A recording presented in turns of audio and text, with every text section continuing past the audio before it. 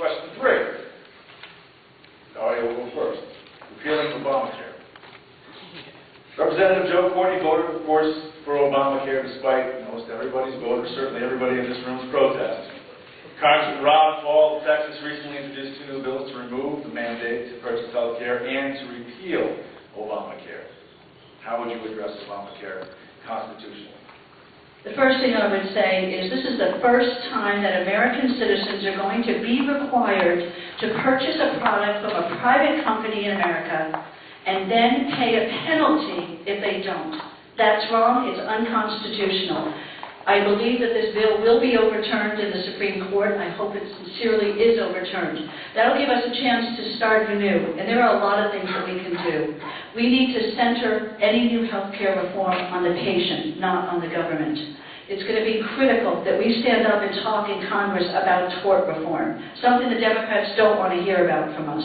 We can talk about ways, cost-saving measures that are incredible. I just went through and read some reports in preparation for the debate, and rather than bore you with a lot of statistics, just know that we can find incredible savings through better hospital administration, purchasing health plans across state lines, allowing small groups to work together, small businesses, developing risk groups to contain that.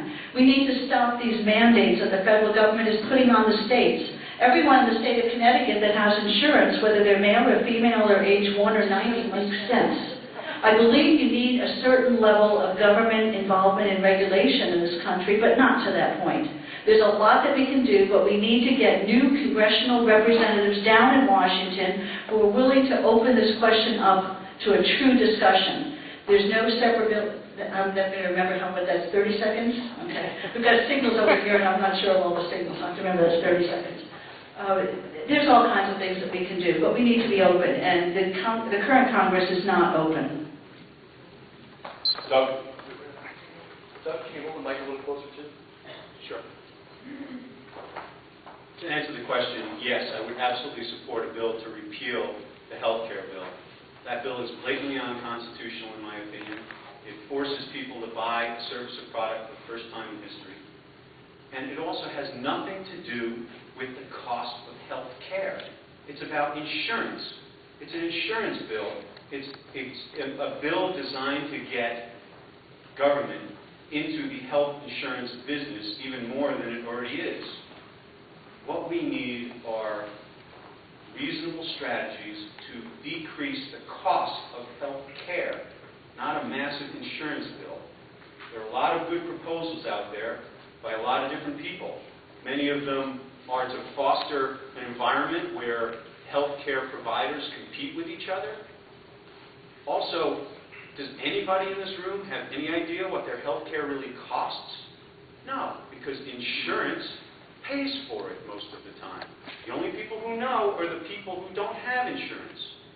What we need is a system where people know what their healthcare costs and have an incentive to get health care at the least price where they still get good health care. When people go into a grocery store, they know what the groceries cost, and they shop.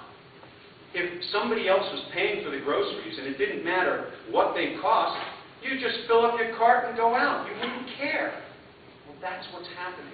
We need to have a system that fosters competition and gives people an incentive to know what the cost of the service is and shop for good prices and good quality health care.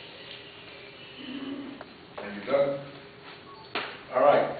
We'll swap out Doug's mic just to Sure. Want to take this one? No, yeah. Very nice. Well, I got this break. I'd like to just point out a couple of people here in the audience, way in the back, towards the back. Of course, Chris Kutu, state rep here.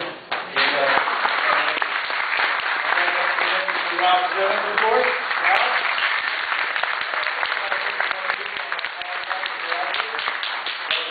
Within my sights here. All right, question 4. As we move along, and Doug, you'll answer this first, please. International hotspots. There are numerous hotspots in the world today, including North Korea, Afghanistan, Iraq. Broadly speaking, what foreign policies would you legislate for? What changes? Well, one of the biggest problems we've got right now is that our president providing the world an atmosphere where nobody's sure what he believes or who he's going to support. We are turning our backs on our friends and embracing our enemies. That is no way to maintain stability in this country, in this world.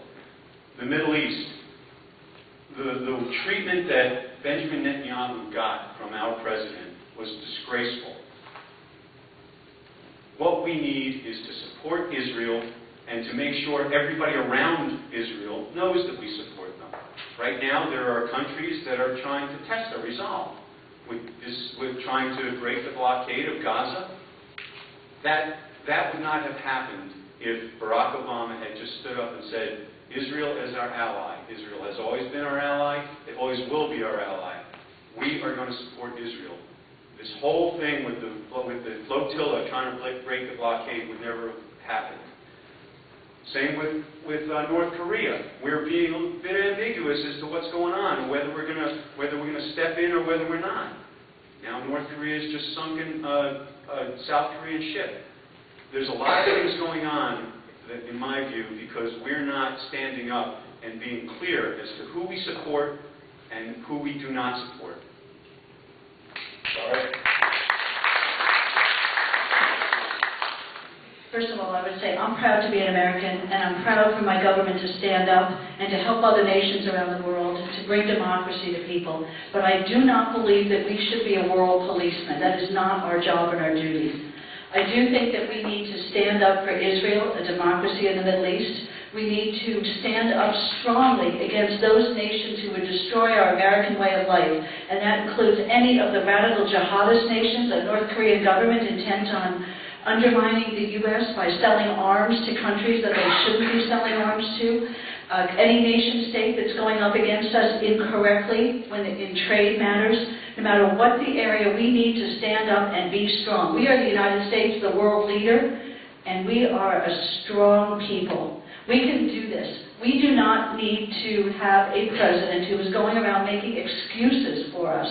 We do not need to have a Congress that's basically looking at this and saying whatever the president wants is fine, and then we have on-the-job training by the president, where he's kowtowing to foreign leaders in the Middle East. I find myself amazed at what has gone on in the last year and a half. When it comes to North Korea, counterfeit money, drugs being sold, armaments going into South America. This is wrong. We should be standing up strong and talking about this without being afraid as a nation state. There's no reason for us to be afraid. We are very strong. When it comes to Europe, we should be supporting our allies, not questioning everything that we do. There's no two ways about it. We need new people in Washington who understand the Constitution and what it means to be American.